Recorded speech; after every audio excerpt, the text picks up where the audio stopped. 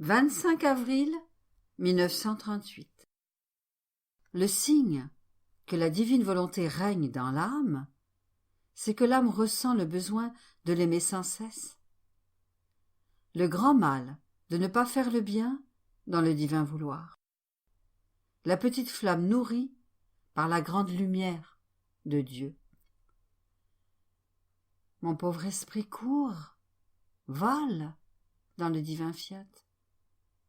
Si je ne le fais pas, je me sens inquiète, sans force, sans nourriture et sans air pour respirer. J'ai l'impression de ne pas avoir de pieds pour marcher, de mains pour agir et de cœur pour aimer. J'ai alors besoin de courir vers son vouloir pour trouver ses actes et me former moi-même avec ses actes. Ses pieds qui courent, ses mains qui embrassent tout et qui agissent. L'amour sans un cœur qui prend l'amour de l'Éternel pour ne jamais cesser d'aimer. Je pensais à toutes ces sottises lorsque mon toujours aimable Jésus me refit sa brève visite et, ravi de mes sottises et tout amour, il me dit: Ma bienheureuse fille, ne sois pas surprise de tes sottises. C'est exactement cela qui arrive. Celle qui vit dans ma volonté abandonne son être propre. Sa volonté entre dans la mienne, et l'âme se sert de nos œuvres afin de former les nouveaux membres nécessaires pour vivre dans ma volonté. L'âme acquiert ainsi des pas nouveaux, des mouvements nouveaux et un nouvel amour pour pouvoir s'identifier avec nos œuvres et faire ce que nous faisons. Le signe le plus sûr que ma divine volonté règne et domine dans l'âme, c'est ce continuel mouvement d'amour dans l'âme, étant donné que l'âme sait qu'elle n'a pas un amour qui ne cesse jamais et ne possède pas de multiples œuvres pour me les donner et m'aimer. Qu'est-ce que fait l'âme? Elle entre dans les interminables frontières de mon vouloir. Elle voit le grand théâtre de la création, la magnificence et la manifestation d'amour dont les créatures sont investies. Et elle court d'une de nos œuvres à l'autre pour rassembler tout l'amour que nous avons répandu dans toute la création. Cette âme place tout cela dans son sein et vient devant notre majesté pour nous donner toutes ces variétés d'amour que nous avons mises dans la création. Et elle fait résonner ces notes d'amour dans toutes les notes d'amour de notre amour créateur. Et, oh, quel plaisir elle nous donne! Quelle fête commence entre le ciel et la terre! Quelle mer d'amour entoure notre trône! Et lorsque cette âme a fait une fête de toute la création, pour nous aimer encore plus, et avec un amour redoublé, elle descend de notre trône et va répandre notre amour redoublé sur toutes les choses créées. Et avec la puissance de notre volonté qu'elle a en son pouvoir, elle fait dire à tous: Amour, amour à notre Créateur. Ainsi, celle qui vit dans notre volonté peut être appelée notre fête continuelle, l'exutoire de notre amour. Puis, il ajouta, avec un accent douloureux: Ma fille, puisque la créature descend très bas lorsqu'elle ne vit pas dans notre volonté, même lorsqu'elle fait le bien, étant donné qu'il lui manque la lumière de notre volonté et la force de notre sainteté. Le bien qu'elle fait reste couvert d'une fumée qui l'aveugle et produit l'amour-propre, la vaine gloire et l'amour de soi.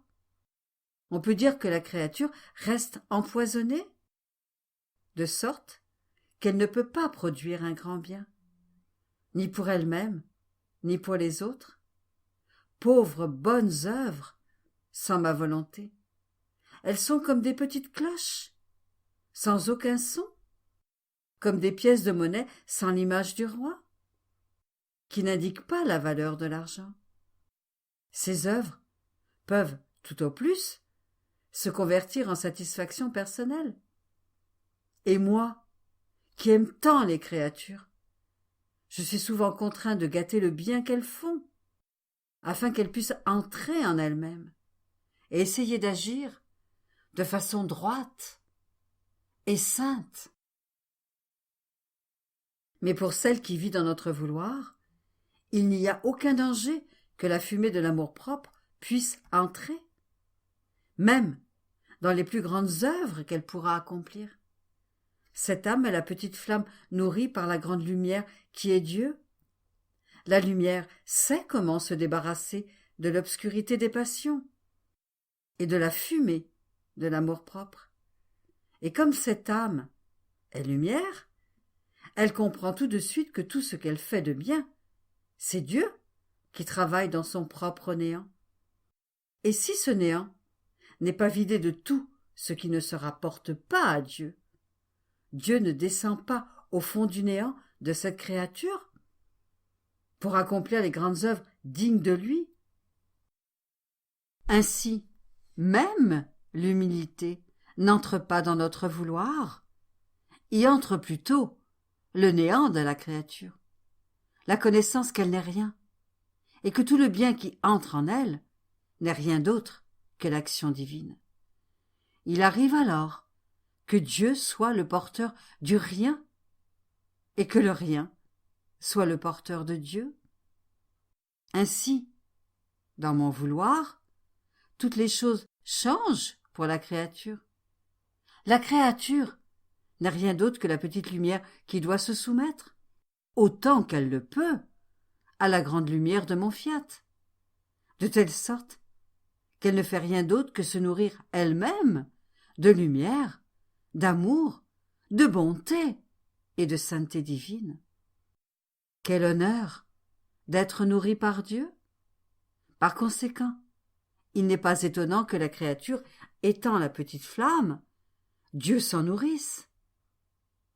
Puis, il ajouta, en plus d'un amour incessant, il y a un autre signe pour savoir si l'âme vit dans mon vouloir et s'il règne dans l'âme. Ce signe est l'immutabilité.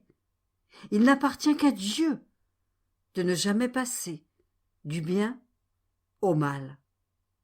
Un caractère ferme et constant qui ne change pas facilement d'action, que seul peut posséder une patience divine.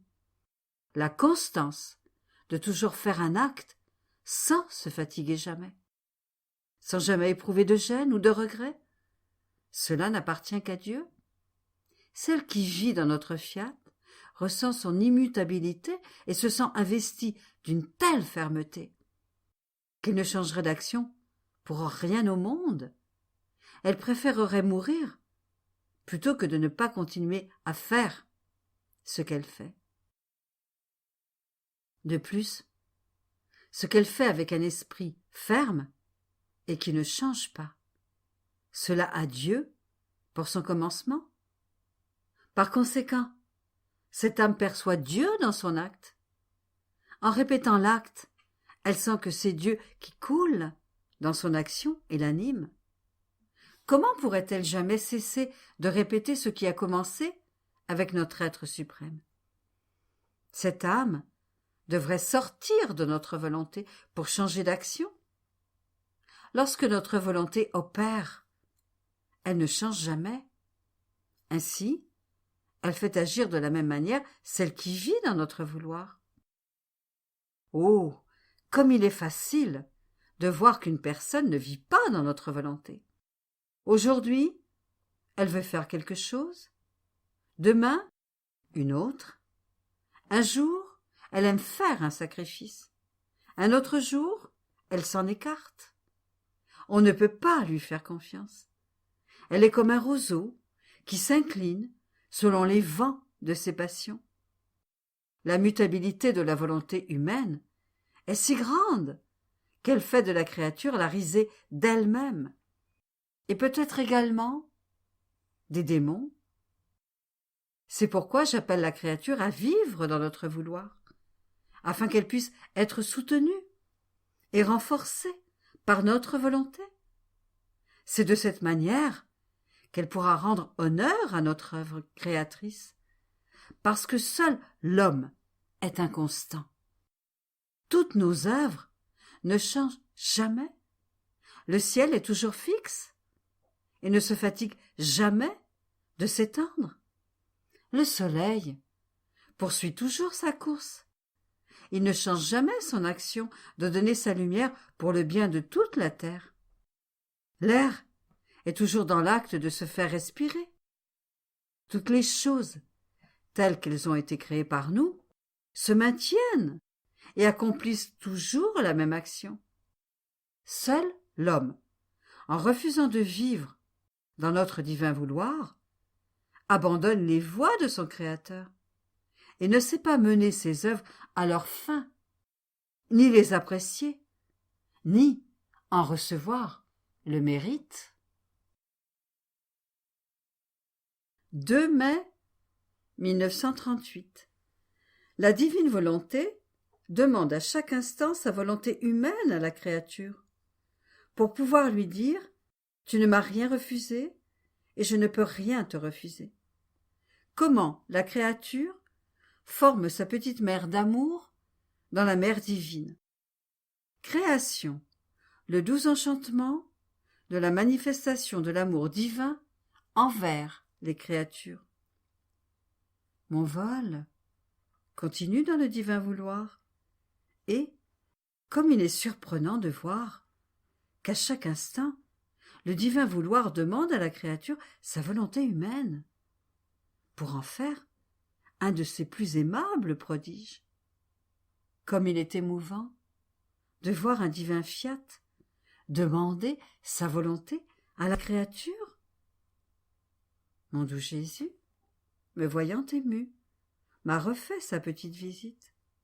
Et toute bonté, il me dit « Ma fille, c'est toujours notre amour qui nous pousse vers la créature, avec une force irrésistible, et nous place dans la position de demandeur, comme si nous avions besoin de la créature, afin de pouvoir lui dire « Tu m'as aimé et je t'aime.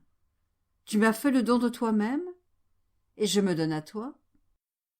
Tu dois savoir jusqu'où peut aller notre amour. » Chaque fois que nous demandons sa volonté à la créature et qu'elle nous la donne, elle nous remet chaque fois une vie. Et nous sommes toujours en train de demander une vie à la créature afin de lui donner l'occasion et le mérite de nous donner sa vie non pas seulement une fois, mais autant de fois que nous le lui demandons.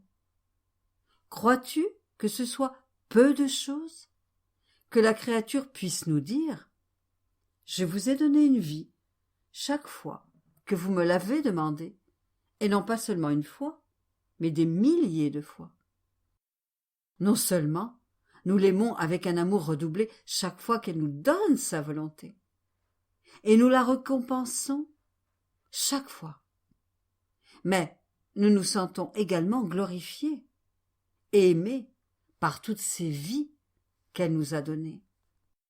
Telles sont les finesses, les stratagèmes, les excès et les folies de notre amour exubérant, qui ne peut pas s'empêcher d'inventer de nouvelles manières d'agir avec la créature, afin de pouvoir dire « Jamais elle ne nous a refusé de nous donner sa volonté lorsque nous la lui avons demandée. » C'est pourquoi nous ne pouvons rien refuser à cette créature. N'est-ce pas là une manière insurpassable d'aimer dont seul un Dieu est capable? De plus, notre amour ne s'arrête pas là. Nous sommes toujours à la recherche de la créature pour qu'elle s'identifie à nous. Lorsqu'elle aime, dans notre volonté, nous lui faisons former sa petite mer d'amour dans l'infini de notre immense mer d'amour. Et cela, pour sentir que son amour est dans le nôtre et qu'elle aime avec le nôtre. Nous savons qu'il sera plus petit parce que l'amour créé ne peut jamais atteindre l'amour créateur. Mais notre satisfaction est inexprimable parce qu'elle aime dans notre amour et avec notre amour. Un amour divisé, un amour séparé de nous, ne peut jamais nous plaire, ni nous blesser, et l'amour perdrait alors sa plus belle qualité. Chaque fois que la créature nous aime dans notre fiat, sa petite mère d'amour grandit dans notre mère divine. Nous nous sentons glorifiés et aimés en voyant grandir l'amour de notre créature. Après quoi, j'ai fait ma ronde dans la création pour retracer tous les actes accomplis par la divine volonté.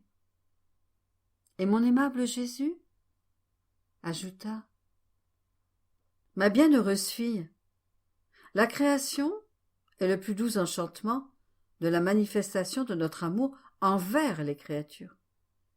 Il y a le bleu du ciel, avec ses étoiles, le soleil étincelant, le vent, la mer, qui ne change jamais. Il parle ainsi à l'homme de notre amour qui ne cesse jamais. Et sur la terre, il y a les fleurs, les plantes, les arbres et les petites herbes qui tous ont une voix, un mouvement, une vie d'amour de leur créateur, jusqu'au plus petit brin d'herbe, afin de dire à tous l'histoire d'amour de celui qui les a créés pour l'homme. Les choses créées sur la terre semblent mourir, mais ce n'est pas vrai. Elles renaissent plus belles encore. Ce n'est rien d'autre que la nouvelle résurrection de l'amour de Dieu pour les créatures, et pour donner une douce surprise d'amour. Alors qu'elles semblent mourir, elles renaissent plus belles encore. Et le Créateur, pour être aimé, met devant les yeux de l'homme le nouvel enchantement des floraisons et des fruits. On peut dire que chaque fleur et chaque plante apporte le baiser, le je t'aime de son Créateur à celle qui les regarde et les prend. Notre amour suprême attend ainsi que la créature nous reconnaisse en chaque chose et nous envoie son « je vous aime », mais nous attendons en vain. Dans toutes les choses créées, notre être suprême manifeste notre puissance d'amour, de sagesse, de bonté et d'ordre, et nous les présentons à l'homme, afin qu'il nous aime avec un amour puissant, sage et plein de bonté, c'est-à-dire que l'image de notre amour divin soit en lui. Celle qui vit dans notre volonté peut recevoir cela, parce que nous pouvons dire qu'elle vit de notre vie. Mais en dehors de notre volonté, l'amour est faible, la sagesse insipide, la bonté se change en défaut, et l'ordre lui-même en désordre. Pauvre créature sans notre volonté, combien elle inspire la pitié. Plus encore, nous aimons la créature avec un amour incessant, et nous voulons trouver en elle l'amour qui ne finit jamais. Lorsque la créature ne nous aime pas, elle forme de grands vides de notre amour dans son âme.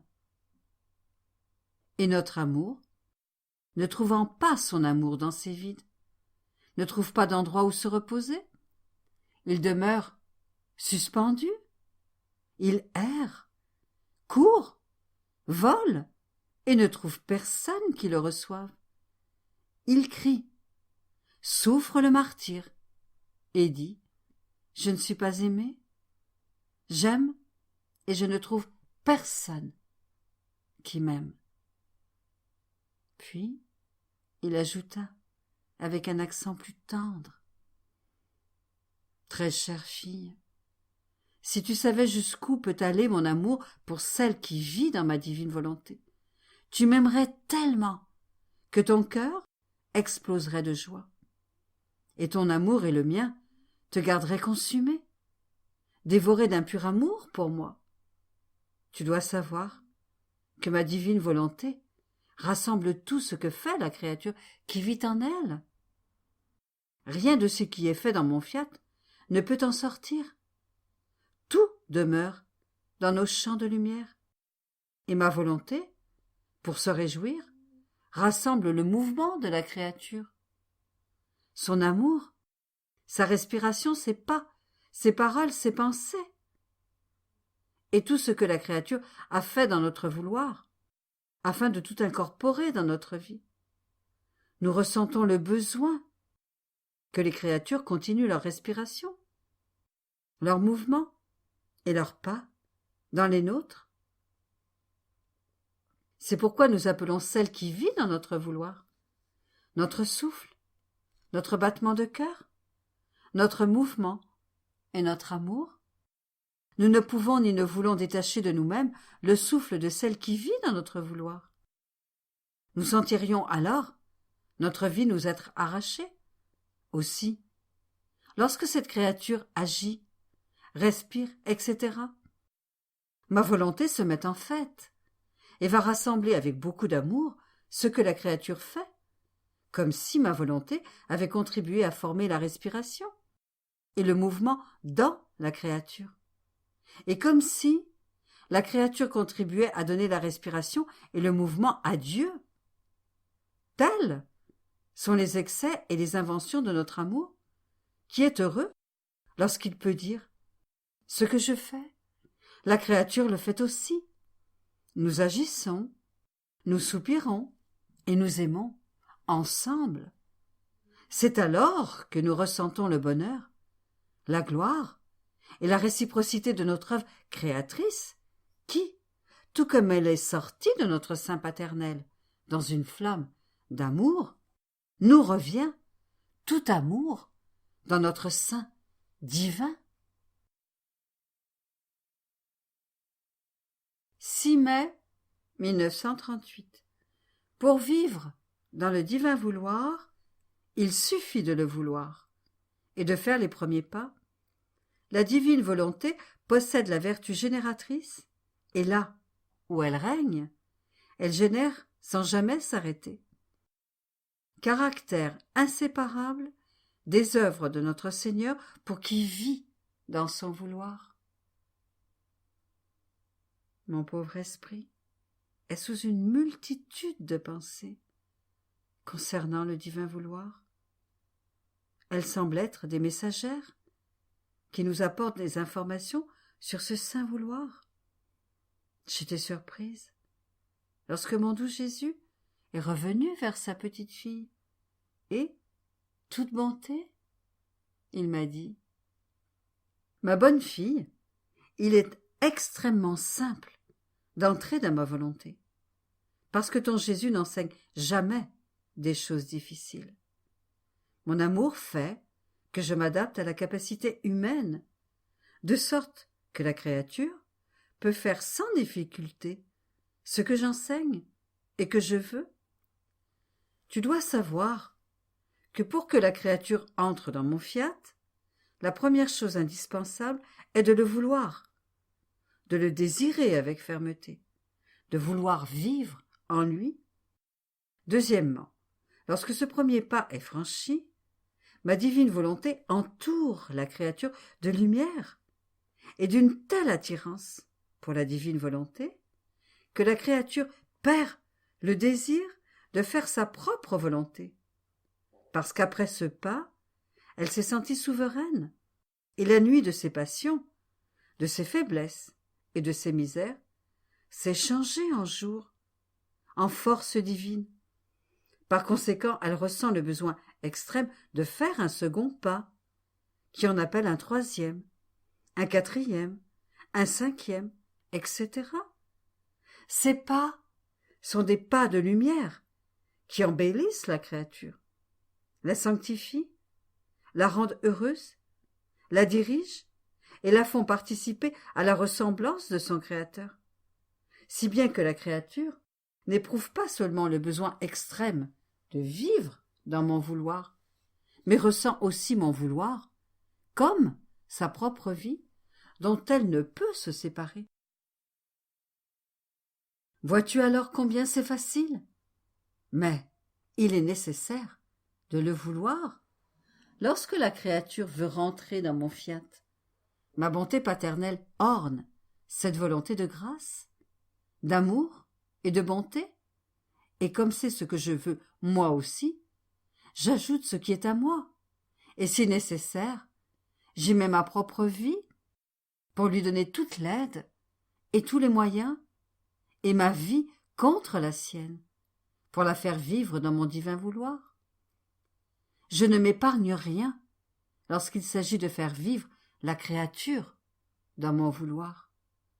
Ma fille, notre amour est si grand que nous établissons divers niveaux de sainteté et divers moyens de sainteté et de beauté pour orner l'âme dans notre divine volonté. Nous les faisons distinctes, les unes des autres, distinctes en beauté, en sainteté, en amour, toutes belles, mais distinctes entre elles. Certaines resteront dans la mer de lumière pour jouir des biens que possède ma volonté. D'autres resteront sous l'action de ma lumière opérante. Ce seront les plus belles. Nous mettrons en jeu tout notre art créateur, notre art opérant. En trouvant la créature dans notre vouloir, nous pouvons faire tout ce que nous voulons. La créature se prêtera à recevoir notre puissance créatrice. Et nous créerons, avec délice, de nouvelles beautés, une sainteté encore inconnue et un amour jamais encore donné aux créatures. Parce que la créature n'avait pas encore en elle la vie, la lumière et la force de notre vouloir pour être capable de le recevoir. Nous entendrons dans la créature notre écho, la force génératrice qui toujours génère l'amour, la gloire et la répétition continuelle de nos actes et de notre vie. La vie de notre fiat est exactement cela, générer. Et là où règne la vie de notre fiat, il génère continuellement, sans jamais s'arrêter. Il génère en nous et conserve la vertu génératrice de la sacro-sainte Trinité. Il génère dans la créature où il règne et génère notre image d'amour et de sainteté. Nous avons donc encore beaucoup de travail à faire dans la création. Nous devons reproduire nos actes et nos œuvres qui serviront de plus bel ornement à notre céleste patrie. Après quoi, mon esprit se perdit dans la mer du fiat, qui me rendait tout présent, et tout semblait être à moi, de même que tout était à Dieu. Mon bien-aimé Jésus, comme s'il suffoquait dans ses flammes d'amour, ajouta: Ma bienheureuse fille, celle qui vit dans ma volonté, a toujours été inséparable de son Créateur. D'aussi loin que l'éternité, cette créature était toujours avec nous. Notre divin vouloir nous a apporté cette créature et l'a placée dans nos bras et dans notre sein, et il nous l'a fait aimer, courtiser et apprécier. Et depuis ce moment, nous sentons en nous son amour palpitant qui nous appelait à travailler de nos mains créatrices pour faire une de nos plus belles images. Oh, combien nous aimions trouver dans notre volonté une créature en qui nous pouvions déployer notre œuvre créatrice.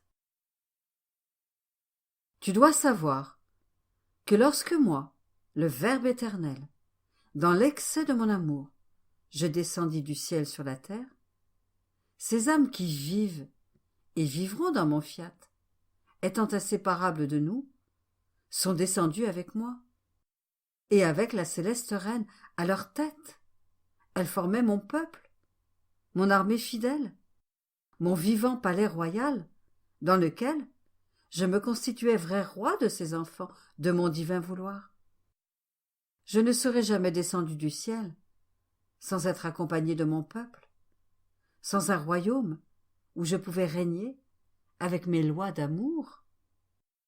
Pour nous, tous les âges sont comme un seul point dans lequel tout nous appartient et où nous trouvons tout en acte.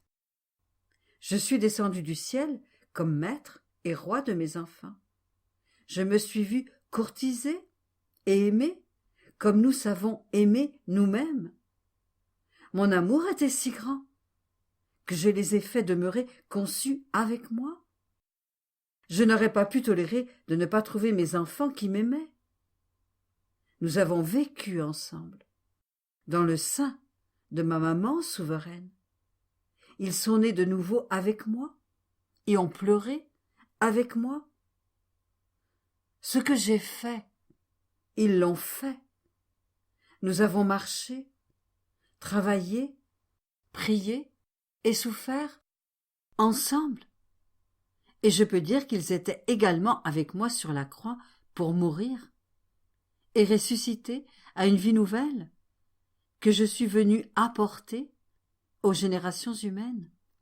Ainsi, le royaume de notre volonté est déjà établi.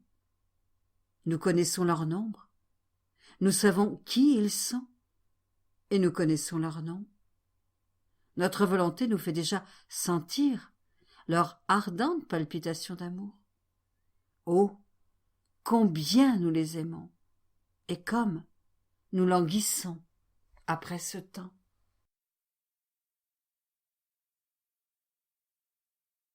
10 mai 1938.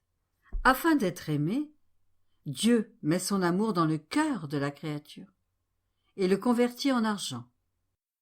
L'éveil de Jésus. La divine paternité est la filiation de celle qui vit dans la divine volonté. Jésus écrit avec des lettres indélébiles « Ma fille ».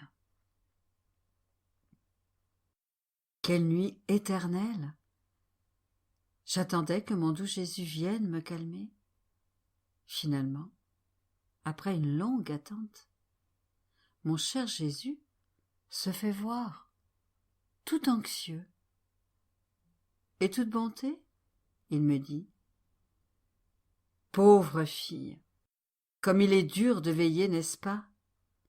Combien de fois ton Jésus se trouve dans cette souffrance, si cruelle et torturante?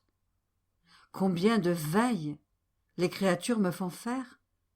Je peux dire que je suis toujours en veille, et je souffre de l'impatience de mon amour. Si la créature pêche, je la sens s'échapper de mes bras, et je l'observe, je la regarde, je la vois entourée de démons qui font la fête et arrivent à ridiculiser le bien qu'elle a fait. Pauvre bien, couvert de la boue du péché. Comme j'aime toujours la créature, je lui envoie un peu de lumière, et je l'observe. Je lui envoie du remords pour qu'elle se relève, et je l'observe. Les minutes me semblent des âges, et je ne peux pas me calmer si je ne la vois pas revenir dans mes bras. Et je l'observe, et je l'observe. J'épie les battements de son cœur, les pensées de son esprit, pour provoquer la mémoire de mon amour pour elle. Mais non, c'est en vain, et je suis contraint d'observer. Quelle dure veille! Si elle revient vers moi, je me repose un peu. Sinon, je continue ma veille. En voilà une autre qui veut faire un bien et prend son temps et ne se décide jamais. Et je la regarde. J'essaye de l'attirer avec mon amour, avec des inspirations et même des promesses. Mais elle ne se décide pas. Elle trouve toutes sortes de prétextes, de difficultés, et me maintient en veille. Combien de veilles, combien de veilles les créatures m'obligent à faire, et de tant de façons. Ton attente me permet d'avoir un peu de compagnie dans ma veille continuelle. Ainsi, nous souffrons ensemble. Aime-moi, et je trouverai un peu de repos dans mes nombreuses veilles. Après quoi, il ajouta avec un accent plus tendre. Fille de mes souffrances, veux-tu savoir qui ne me donne pas cette dure souffrance d'avoir à veiller, celle qui vit dans ma volonté? Lorsqu'elle décide de vivre dans ma volonté, je déclare qu'elle est ma fille, et j'appelle le ciel tout entier et la sacro-sainte Trinité à fêter la nouvelle fille que j'ai acquise. Tout le monde la reconnaît parce que j'écris ma fille avec des lettres indélébiles dans mon cœur et dans mon amour qui brûle toujours. Dans mon vouloir, elle est toujours avec moi. Tout ce que je fais, elle le fait. Par conséquent, dans mes renaissances continuelles, elle renaît avec moi et j'écris la fille de ma naissance, même dans mes larmes. Bref, si je souffre, si je travaille, si je marche, j'écris la fille de mes souffrances, de mes œuvres, la fille de mes pas. Je l'écris partout. Tu dois savoir qu'entre la paternité et la filiation, il y a des liens indélébiles. Personne ne peut refuser de reconnaître les droits de paternité et de filiation, ni dans l'ordre surnaturel, ni dans l'ordre naturel. Ainsi, moi, le père, j'ai le devoir de constituer héritière de mes biens, de mon amour, de ma sainteté, celle qui, avec tant de solennité, a déclaré être ma fille, au point que je le porte écrit dans mon cœur. Si je ne l'aimais pas, je trahirais mon amour paternel. Par conséquent, je ne peux pas ne pas l'aimer. De plus, cet enfant a le devoir de m'aimer et de posséder les biens de son père, de le défendre, de le faire connaître et de donner sa vie pour que personne ne m'offense. Et, oh comme il est beau de voir mes enfants vivre dans mon vouloir et en arriver à me dire « Mon père, tu as veillé trop longtemps, tu es fatigué, repose-toi. Et pour que ton repos soit doux, repose-toi dans mon amour, et c'est moi qui veillerai. Je prendrai ta place auprès des hommes. Qui sait si tu ne trouveras pas quelqu'un lorsque tu te réveilleras? Et moi, je me confie à ces enfants, et je me repose un peu. Y a-t-il quelque chose que l'âme qui vit dans notre volonté ne puisse faire? Elle peut tout faire pour moi, parce que sa lumière traverse toutes mes souffrances, et je fais tout pour cet enfant. Nous alternons entre nous l'éveil et les repos. Comme il est beau de vivre dans mon vouloir. La créature s'y trouve déjà dans nos propres conditions.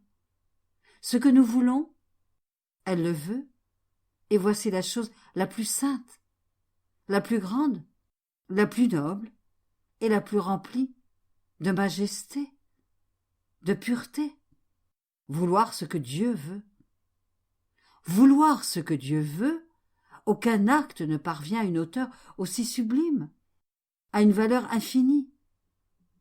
Dieu est saint pur, ordre et bonté. En voulant ce que Dieu veut, la créature veut ce qui est saint, pur et bon, et avec la plénitude de l'ordre, elle se sent renaître en Dieu, et elle fait ce que Dieu fait. Dieu fait tout, embrasse tout, et il est le mouvement de tous.